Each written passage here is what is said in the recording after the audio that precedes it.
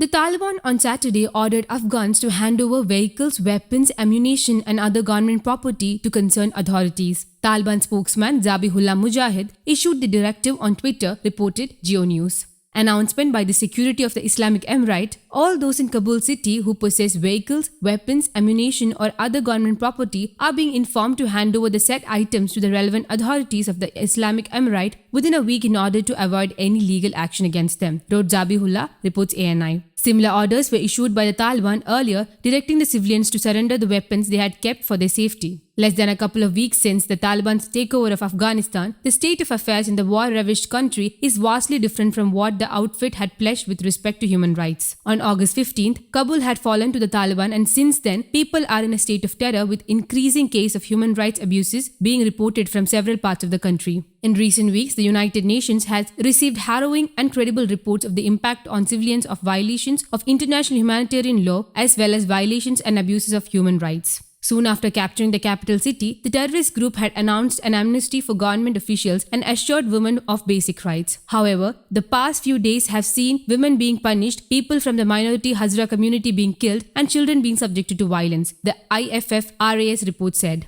According to Human Rights Watch, justice for women's rights offenders in Afghanistan remains elusive, and the law that aims to provide legal protection to women is becoming ineffectual as the Taliban makes more territorial gains across the country. There are grave fears for women, for journalists, and for the new generation of civil society leaders who have emerged in the past years. Afghanistan's diverse ethnic and religious minorities are also at risk of violence and repression, given previous patterns of serious violations under Taliban rule and reports of killings and targeted attacks in recent months.